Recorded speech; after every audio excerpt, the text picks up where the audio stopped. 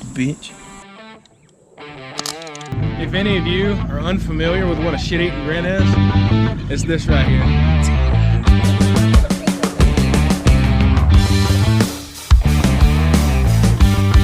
Is there literally like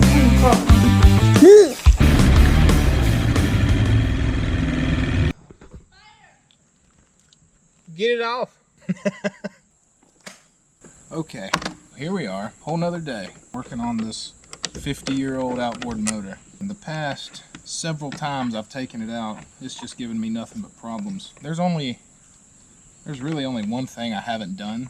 The reed valves behind the intake manifold. I couldn't find any like OEM ones anywhere, but I found some from Chris Carson Marine that are like a hellacious upgrade compared to the ones that are already in it, and they come with stuffers. I'm not exactly sure what stuffers do, but I know that they help.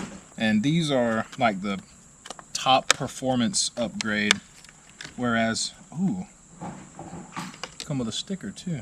Did you get it? I wanted a bag. That was the dumbest question. She's carrying a chair. I asked her if she got it. The reed valves are a one-way valve to make sure that air gets sucked into the motor and doesn't get spit back out. And if they go bad, then it'll be sucking in and then blowing out and just causing all sorts of problems. But if you can look at this, see how shiny this is? All of that is just like two-stroke oil. So that makes me think that it's spitting shit back out through the intake. Hence, bad reed valves. So I'm gonna pull the carbs off again and then pull off the, what is that, intake manifold. See if I can't get to the reed valves and replace them. Huh? I don't know what that is. What, intake manifold? I'm proud of you. I grew up with the mechanic, you know that. That's true. I did too, and I didn't learn shit. I'm a YouTube mechanic. My old four-wheeler broke down. I looked up on YouTube how to rebuild the carburetor, and then did that, and it ran, and I felt competent. I was like, yeah, that bitch didn't run before me, did it? And ever since then, I've liked having old shit and fixing it when it breaks. I wish Pee-wee would run again. Next time I go to Dublin, I'm bringing Pee-wee back here. That might be a little series. Dude, that little... Alright, so for all of you, Pee-wee is Emily's four-wheeler that I got her. It is a Polaris Sportsman 90. But big four-wheeler scared me. Yeah. To drive. Big four-wheeler scared Emily, so I got her a little one. But that bastard will hit 30 miles an hour. We took that thing everywhere. To put it lightly, that four-wheeler has some ass behind it. I got it when we were back in college. And me, who at the time weighed 335, 340, and my buddy DeMarcus, who probably weighed 360, got on that four-wheeler and rode it around. Both of us. Emily is getting ate the fuck up by something. Ooh, he left a blood stain on your leg too. In my hand. Ooh. I don't know. There's a theory. I think that mosquitoes like certain blood types. I saw something. And I think I'm that blood type. I saw something. You're really not gonna like this. What is that? Mosquitoes like people with smelly feet. That's so true. I do have smelly feet. They shouldn't smell today. They haven't worn shoes. That's true. They're more attracted to people with blood type O and least attracted to type A. That's fucking unfair. I'm type A. What are you again? I'm O positive. Drop my beer salt. I thought it was your phone. No. I'll get it for you. You a 7/16 too? Yay. I've done this 35 times now. I can't remember what sizes everything is. Maybe I should undo these linkages first. Let me show you guys what I'm doing. Cover and the little intake thing are pretty self-explanatory. Take off all the bolts that you see. But once you get to this part, you can get a little overwhelmed, which is fine. I was the same way. What you do is you see this little thing? This actuates the choke. So what you do, this is just a little coil wrapped around it. You just kind of pop that off. Now that's kind of free. And then pop out this little bar and set that aside. Do not lose it. And then do the same with this little bar right here.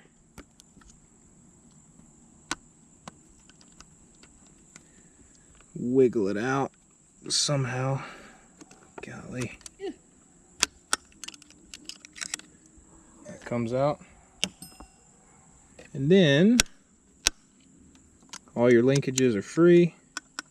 Now you can just undo these top two and bottom two bolts on each carb. And then the carbs will just be free from that. Worried because once I get the carbs off, I'm not quite sure where to go from there. Just kind of hoping I'll figure it out. Oh yeah, ChatGPT gave me this theory. I literally, that bitch is smart though. She's a genius. I went to her and I said, hey, I have this motor and I've done this to it, I've done that to it, I've done this to it. What could be the problem that's causing it to run poorly intermittently? And she said, that sounds like the reed valves. And here we are. This isn't good. So these studs are supposed to stay in the manifold. This one's coming out. This one's coming out with the nut, but that's okay. Now one of them is just a bolt. Oh, this one's coming out too.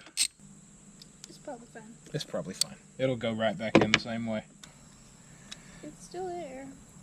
Oh my God! There's always one that doesn't. Oh, fuck. The law of the lever. If you don't love her, leave her.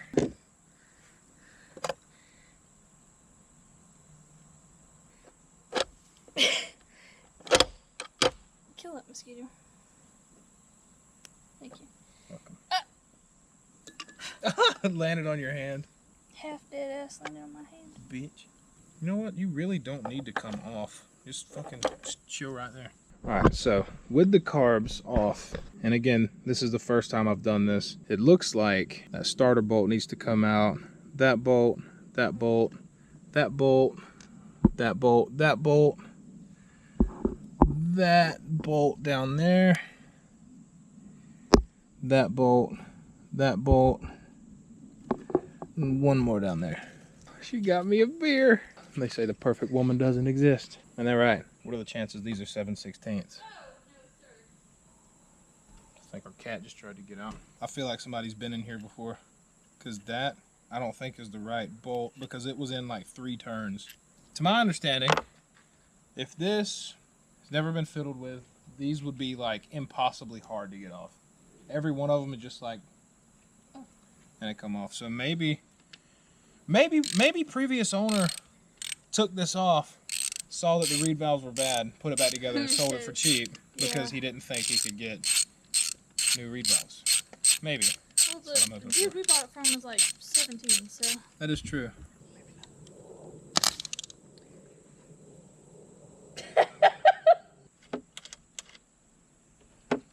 All of these off. I've never gone this far into an engine before. There's our starter. He's like, you gotta be this tall. 1/2-inch drive ratchets, double as hammers. Everybody knows that.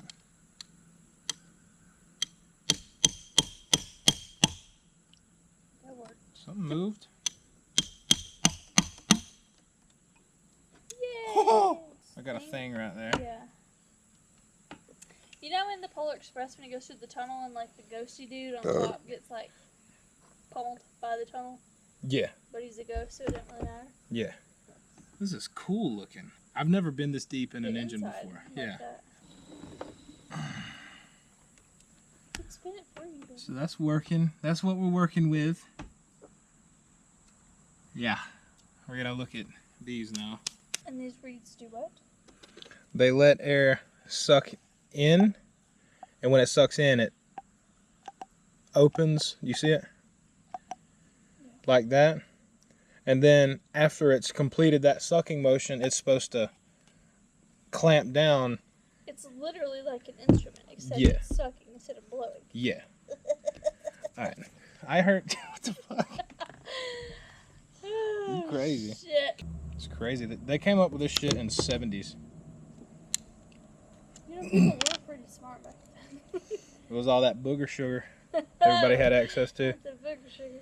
So these, that you don't fit right. I need a thicker one. On there, but I'm glad I ditched it.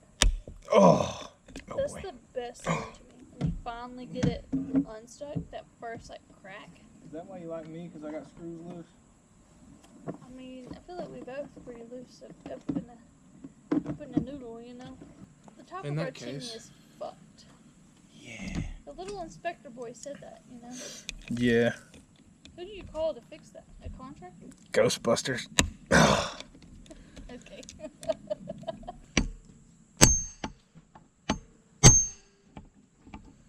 I'll do it. Yes.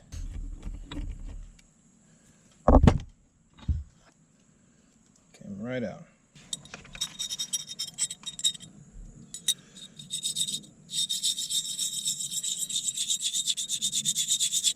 And Katie has another daughter, right? Now, Katie... Alright, this is what we're doing. This is where the air gets sucked in behind the carbs. And each one of these is a set of reeds. I've already done these 3. I'm going to start doing this one so I can show you what I'm doing. On this side, take out the Phillips head screws to remove the leaf plate. That's not what it's called, but this piece. Once you take those off, this will be free. There will be this thing right there, just like that. You just pull that out and then take the screws out, and this pops free. Then you take out, there's 4 screws on either side. Alright, once you have those off, you're left with this. I'm not sure what it's called, but this is very, I don't know if you can tell by looking at it, but if you listen. But if you listen, it's very like rough. So you're supposed to take sandpaper, but I have one of Emily's nail files. And I'm just gonna get rid of all those rough edges. Dude, my back is fucking dying. Sit up straight. No, I was. That's when it started hurting.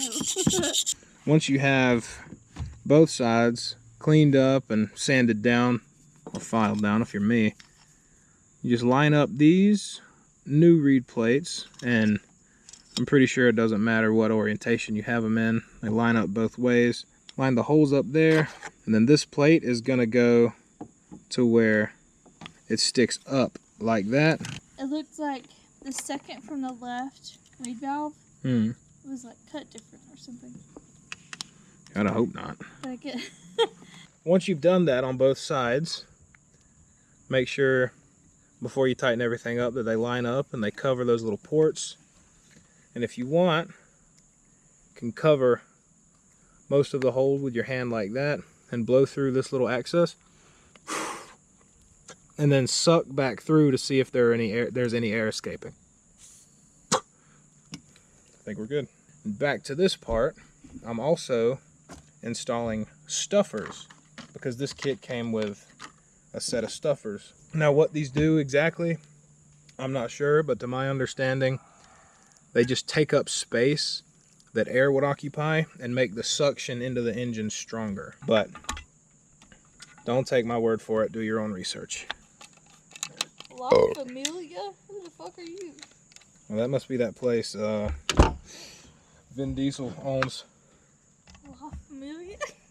Now these little things just go back in like that. I don't know if you need to remember which port they went in. I am not worrying about that because they all look exactly the same to me. Okay, camera's almost dead, but I've got all the new reed valves installed as well as all the new stuffers. What we're gonna do is put everything back on, button everything up, and next time you see this motor, it will be completely assembled and we'll be doing a first time test fire together. Good morning. Ran out of daylight yesterday, so we're out here a little after 7, and we're gonna get this buttoned back up. Oh, damn. If there was a contest for making a mess, I don't think I'd have any competition. Where were we at with this?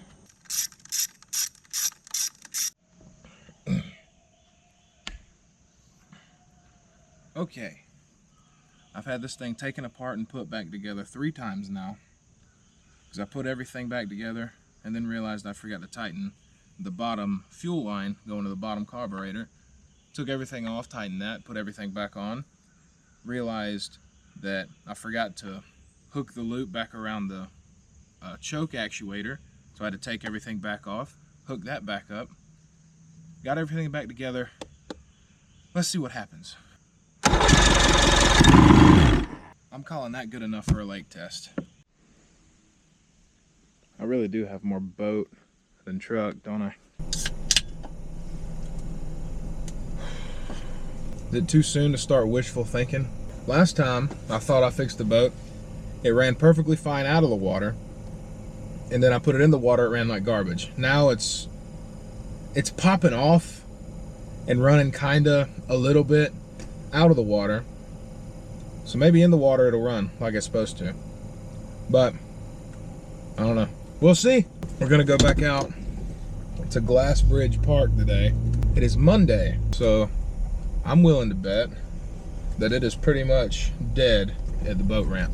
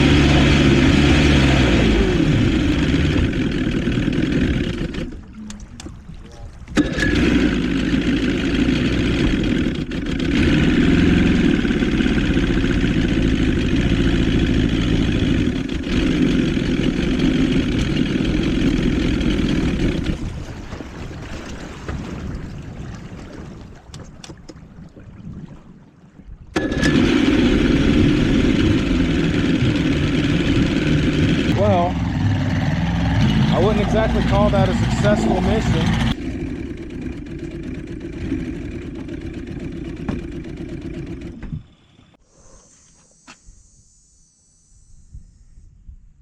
Freaking boat.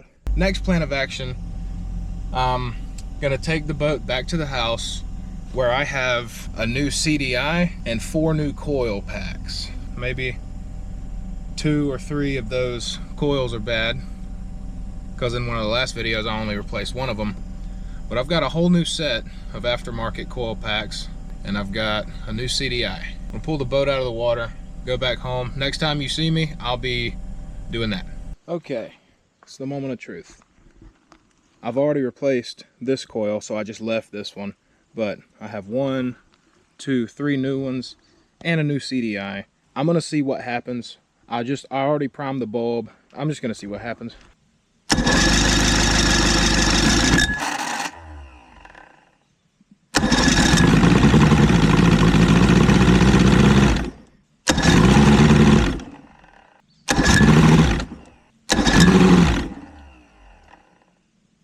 I say we get, once again, I say we get this mess cleaned up and go back out to the lake for a second time today and see what we can make happen.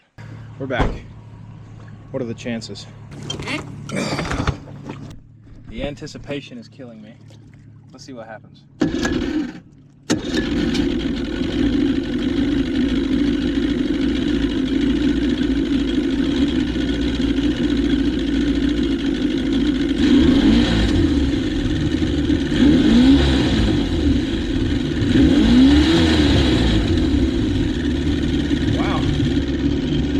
In the right direction, won't you say? Well, it's in gear.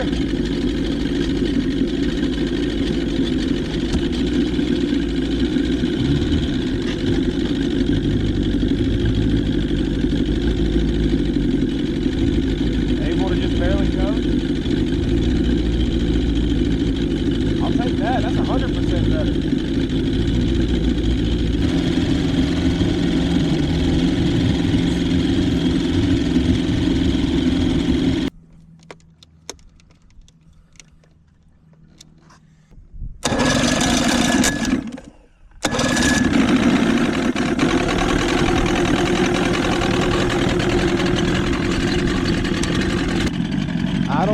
supposed to. I hate it wasn't the reed valves causing the problem, but hey, if nothing else, has brand new high performance reed valves on top of brand new CDI, brand new coil packs, and new fuel lines, cleaned out carbs. Look how she runs now. Finally. If any of you are unfamiliar with what a shit-eating grin is, it's this right here. Oh my goodness. Do you hear that? It's idling forwards. It's just coasting a little bit. Hasn't shut off. Get a little bit, give it a little bit more. But the kicker is, I don't have to play with the choke, especially since I don't have a electric choke anymore. But if I just decide to gun it, no hesitation whatsoever, baby.